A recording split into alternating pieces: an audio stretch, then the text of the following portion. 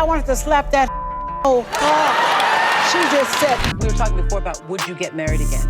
What kind of man would it take to handle you now? I did not know until I read this in the book about Dennis Edwards, The Other Temptation, and that's who the whole daydreaming thing was about. I can say that. It's in here. Why does Patti LaBelle hold such a grudge against Oprah? And what does it have to do with Aretha Franklin, the Queen of Soul herself? My better friends in life. I looked up to her. She was like my hero, the best singer in the world. From shocking disrespect to deeply personal jabs, Oprah's treatment of Aretha sparked outrage. And it's left Patti LaBelle with no intention of forgiving her anytime soon. Ooh, I wanted to slap that whole car. She just said. But how did this fallout escalate into one of the most talked about rifts in music and media? And why is Patti LaBelle standing firmly in Aretha's corner even after her passing? Patti and I are cool. We always have been. I've known Patti for years, many years. We go all the way back to the Uptown Theater in 1962. When Oprah Winfrey and Aretha Franklin sat down for a chat, audiences anticipated a meeting of titans. Both women, revered in their own right, brought decades of experience and wisdom to the table. However, what transpired during their conversation left many viewers scratching their heads, wondering if there was more to the exchange than met the eye. From the outset, it was evident that Oprah's questions carried a subtle edge. When she inquired about the type of man it would take to handle Aretha, her emphasis on a man that could handle you added a layer of shade to the conversation. We were talking before about would you get married again? What kind of man would it take to handle you now? While Aretha responded with her trademark grace, it was hard to ignore the undercurrent of tension lingering in the air.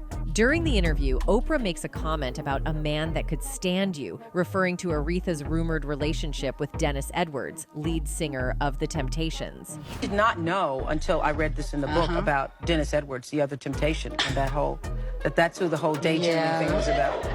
I can say that. It's in here. While Oprah's tone seemed playful, fans couldn't help but notice the underlying condescension. Was it an innocent joke or something deeper? Aretha, ever the classy woman, managed to redirect the conversation gracefully. But the damage was done. Oprah's words didn't sit well with viewers or Aretha's supporters. In any case, Franklin and Edwards dated in the early 1970s, and Franklin was apparently so smitten by Edwards that she wrote a song about him. On Daydreaming, released in 1972, Franklin lauded a lover who's the kind of guy that you give your everything.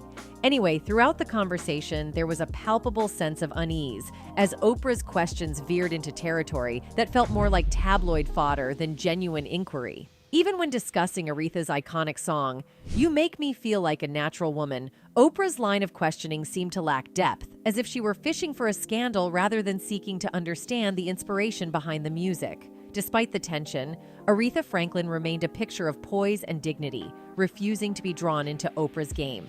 With each probing question, she offered measured responses, never allowing herself to be rattled by Oprah's attempts to stir the pot.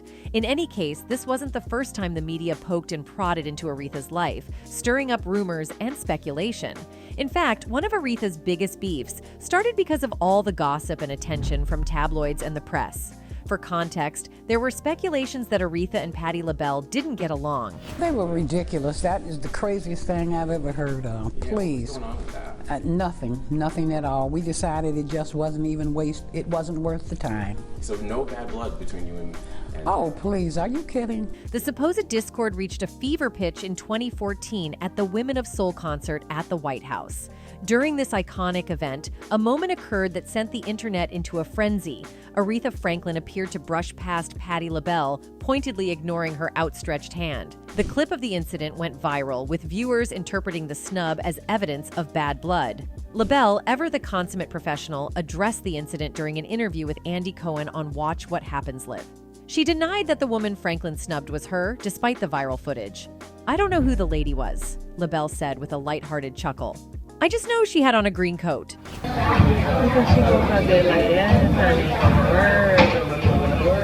Shade. Her diplomatic response deflected attention, but the moment added fuel to the fire of their rumored rivalry. Aretha Franklin, for her part, dismissed the narrative as baseless. In response to questions about their alleged tension, she asserted, "Patti and I are cool and we always have been." Despite these reassurances, the public's fascination with the supposed feud only grew. Adding a layer of intrigue, the rivalry seemed to extend beyond music when LaBelle's sweet potato pies became a viral sensation in 2015. Sold exclusively at Walmart, the pies were a runaway success, with fans praising their flavor and cultural significance. The following year, Franklin announced her own foray into the food business, quipping, "Miss Patti's gonna have to move that pie to the side." Although Franklin's comment was likely made in jest, many interpreted it as a competitive jab. LaBelle downplayed any suggestion of rivalry, stating in a 2017 interview, "I haven't had beef with anyone." She added, "I'm not going to be pitted against any lady in this industry." The rumors of discord reached absurd heights in 2014 when a satirical website, News Nerd, published a fake story claiming Franklin and LaBelle had gotten into a physical altercation. According to the fabricated report, LaBelle had been charged with assault after allegedly attacking Franklin over perceived shade at the White House concert. While the story was meant as a joke, Franklin did not find it amusing. She filed a $10 million lawsuit against the site, emphasizing her disdain for the false narrative. In a statement, Franklin clarified, "I've never heard anything crazier. Patti and I are cool and we always have been. I enjoyed her at the White House." Classic Patti. Patti and I are cool. We always have been. I've known Patti for years, many years. We go all the way back to the Uptown Theater in 1962. Despite the rumors, both women consistently emphasized their mutual respect and admiration. When Aretha Franklin passed away in 2018, Patti LaBelle shared a heartfelt tribute, calling Franklin a rare treasure and my sister in song. Her statement underscored the depth of their connection and dispelled lingering doubts about their relationship. She's been sick, I think, for a while, and Right. nobody really knew. So she was snapping at people, but not particularly me. LaBelle's words reflected the truth. Both women, while undoubtedly strong-willed and fiercely talented, shared a bond forged through their shared experiences as trailblazers in the music industry. Their supposed rivalry was less about animosity and more about the natural dynamics of two titans navigating the same space. The media's fascination with pitting powerful women against each other is nothing new. Franklin and LaBelle, like other iconic women in entertainment, were often scrutinized for their interactions. Their occasional shade, whether intentional or not, became fodder for gossip, overshadowing their monumental achievements. Aretha Franklin, known for her sharp wit, was no stranger to delivering memorable one-liners. Her candid remarks about other artists often made headlines, reinforcing her reputation as a formidable personality. Patti LaBelle, equally charismatic, was celebrated for her authenticity and no-nonsense approach. These qualities, while endearing to fans, likely fueled the perception of rivalry. Aretha Franklin and Patti LaBelle's contributions to music are immeasurable. Franklin, the Queen of Soul, gave the world timeless classics like Respect and You Make Me Feel Like a Natural Woman. Her voice, a powerful blend of gospel, soul, and R&B, became a beacon of hope and empowerment. LaBelle, often referred to as the godmother of soul, captivated audiences with hits like Lady Marmalade and If You Asked Me To. Her vocal range, theatrical performances, and ability to connect with audiences made her a force to be reckoned with.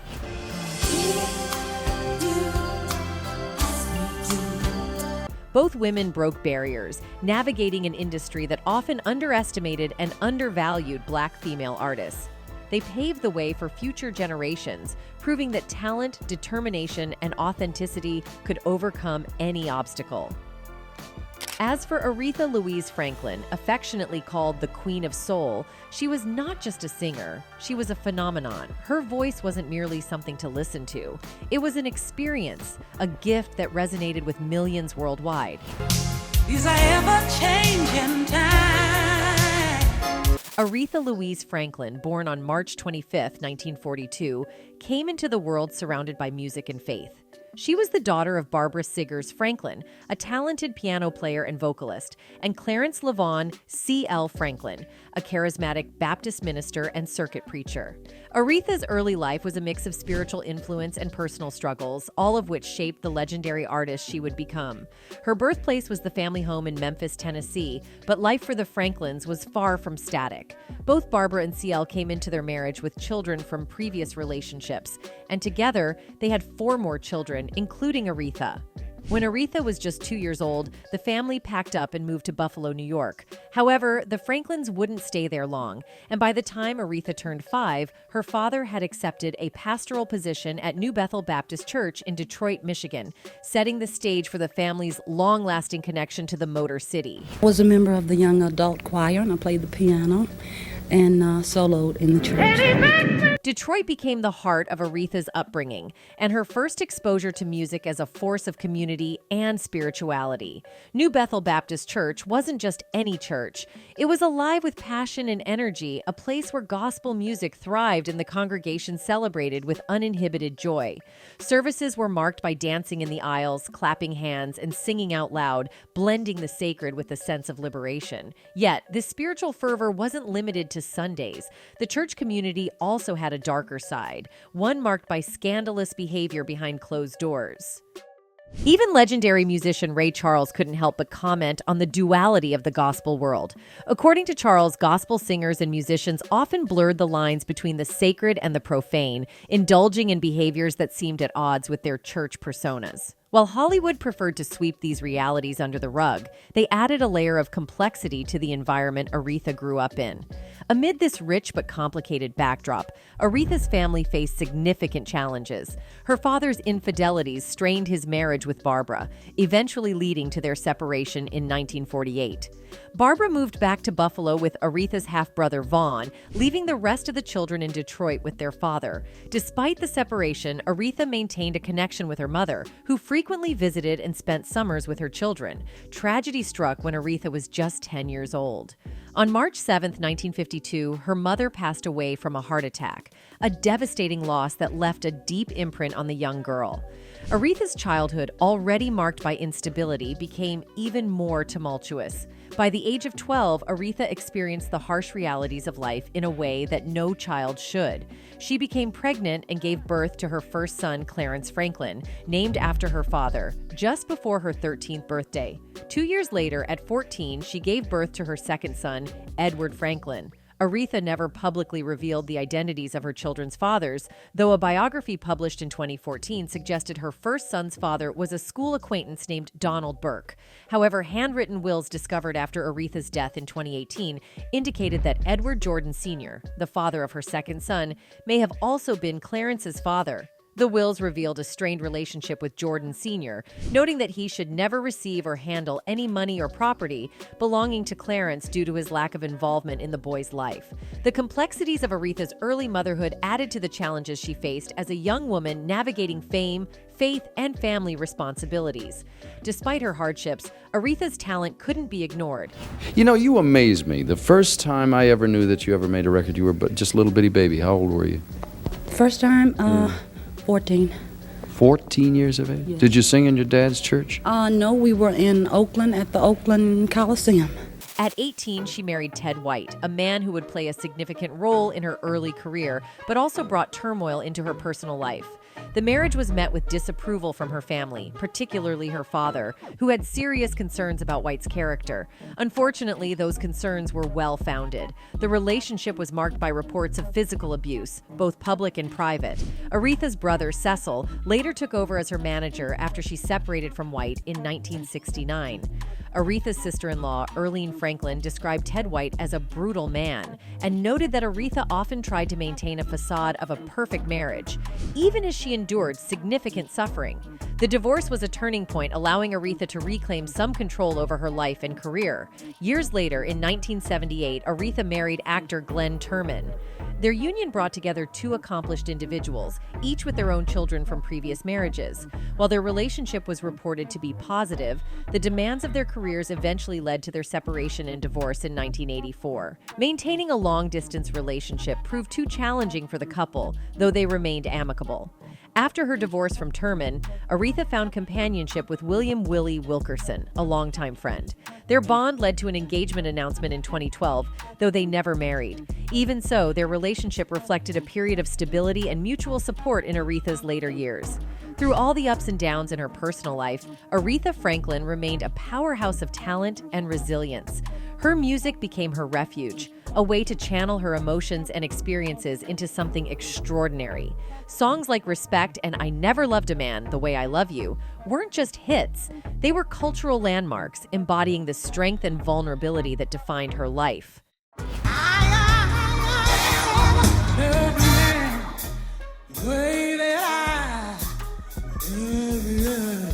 Despite the chaos behind the scenes, Aretha built a legacy that transcended her personal struggles. She recorded 38 studio albums, sold over 75 million records, and earned 18 Grammy Awards. Her impact on music, culture, and the fight for equality was profound, and her voice became a symbol of empowerment and hope. Aretha Franklin's story is one of triumph over adversity. She faced unimaginable challenges, from the loss of her mother to the pressures of early motherhood and abusive relationships. Yet she never allowed these struggles to define her. Instead, she used them as fuel for her artistry, creating a body of work that continues to inspire generations. Her life was far from perfect, but it was undeniably extraordinary. Aretha Franklin didn't just sing about respect. She demanded it, lived it, and left behind a legacy that will be remembered for centuries to come. Atlantic Records, I think. Perhaps having the greatest impact on popular music today is the soul sound of Aretha Franklin. Behind the fame and awards was a woman who faced a lot of challenges and struggles that many people never saw. While the world saw a diva at the top of her game, Aretha was quietly dealing with insecurities and obstacles that shaped her life and career. One of the biggest battles she faced was with her own self-confidence. Even though she had this unmatched talent and endless accolades, Aretha often doubted herself.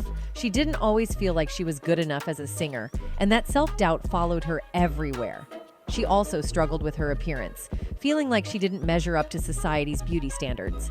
On top of that, as a mom, she carried a lot of guilt, constantly wondering if she was giving her kids the attention and love they deserved. These insecurities sometimes came out in ways that surprised people. Aretha could be tough on others, picking fights or putting people down. It wasn't because she was mean, she was just trying to protect herself and hide her vulnerability. Hollywood loved showing her as this perfect, untouchable diva, but the truth is, she was human, just like the rest of us, with her own set of fears and flaws. And let's be honest, the music industry didn't make things easier for her. Aretha had a hard time getting close to other female artists because she often saw them as competition. Whether it was Diana Ross, Barbra Streisand, or Whitney Houston, Aretha couldn't help but feel a little jealous. It's not something you'd see in the headlines because Hollywood preferred to paint a picture of harmony among the greats, but Aretha's reality was a lot more complicated. Even as she got older, Aretha wasn't about to share her title as the Queen of Soul with anyone. She was fiercely protective of her place at the top, and that led to clashes with other artists like Luther Vandross. She even insisted that people call her Miss Franklin, which became a bit of a power move. While Hollywood made her look like a gracious and elegant icon, behind the scenes she was fighting to keep her crown. Her career, as legendary as it was, had its ups and downs too. Aretha was known for canceling shows, showing up late, and sometimes skipping out on bills. She was a musical genius, no doubt, but when it came to business, she struggled. These kinds of things didn't make it into the glowing tributes because people preferred to focus on her incredible voice and massive hits. One thing that was out in the open, though, was her love of food. Over the years, Aretha gained quite a bit of weight, but after a health scare in 2010, she turned things around. She adopted a healthier lifestyle and lost a lot of weight, which was a big deal for her. It was just another example of her resilience, even if it didn't get as much attention as her music. Aretha's life wasn't just about the glamour and the hits. It was filled with struggles that made her story so much more relatable and real. David Ritz's unauthorized biography gives us a raw look at her life, peeling back the layers that Hollywood often glossed over. It shows a woman who went through a lot but still managed to shine as one of the greatest artists of all time. When Aretha passed away at 76, the news shook the world. Breaking news, it is sad news for millions of music fans. The publicist for Aretha Franklin telling the Associated Press the 76-year-old Queen of Soul has died. She had had a busy year planned with performances, but her health got in the way, forcing her to cancel her shows. Her management put out a statement saying she needed to rest for at least 2 months, reminding everyone that even legends aren't invincible. It was a sad but powerful moment, showing that even someone as iconic as Aretha had her limits. At the end of the day, Aretha Franklin's life was a mix of incredible highs and some pretty tough lows. Hollywood might have tried to tidy up her story, but the truth is, she was a survivor who faced her struggles head-on. She wasn't just the queen of soul. She was a real person who dealt with real problems and still managed to inspire the world, even with the critics, the challenges, and all the drama, including rumors about her feuding with Oprah. Aretha stayed true to herself. Her legacy as a trailblazer, a powerhouse, and an icon will always stand the test of time. Flaws and all, she will always be the queen. On August 16, 2018, the world lost Aretha Franklin at the age of 76. Her passing was a profound loss, but her legacy remains as vibrant as ever. The Queen of Soul left behind a treasure trove of music that continues to uplift, inspire, and unite people across the globe. Her songs are timeless, her voice unforgettable. Anyway, that's it for this video, folks. Bye!